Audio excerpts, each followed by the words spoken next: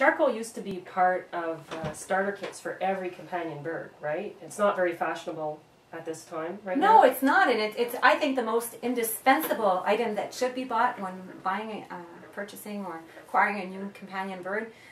It's always recommended to have activated charcoal, ideally of a vegetable source, in your first aid kit in case your bird ever ingests a toxin.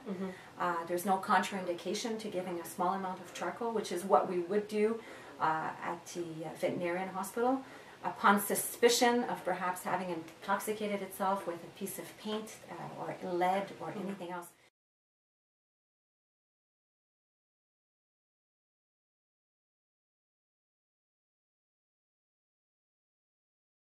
Now, for sure, this is not something that the birds would eat on a regular basis. Charcoal was always proposed as being offered inside of the cage, small quantities, and birds that would never touch it, it wouldn't be an issue. But if birds would start to consume it, then that would be a signal that perhaps the bird needed to have hyperacidity to combat particular parasites or bacteria or something going on in the bird's body that is quite not healthy for it. And so this is a little bit like a barometer for us caretakers to see if there's anything that the bird is perhaps lacking. A little bit like the oyster shells also, which also used to be part of the bird starter kits. And we used to always have this available for the birds to eat, the oyster shells. We all know that a lovebird or a cockatiel, that are often chronic layers, will start to ingest a lot of oyster shells just prior to laying an egg.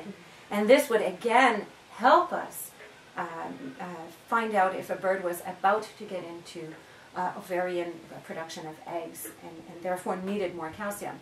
So this is definitely something that we recommend every caretaker should purchase.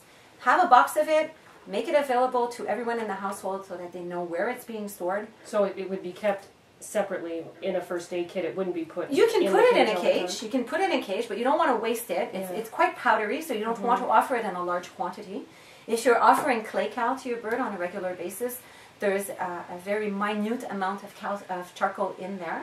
But you can definitely, if your bird, especially if you have a flight with finches and canaries and you have numerous feeding stations, you can definitely add a little bowl of charcoal in there, absolutely. But it's not something that you would start to question if the bird never touches it, which would be quite normal for the bird not to ingest it on a regular basis.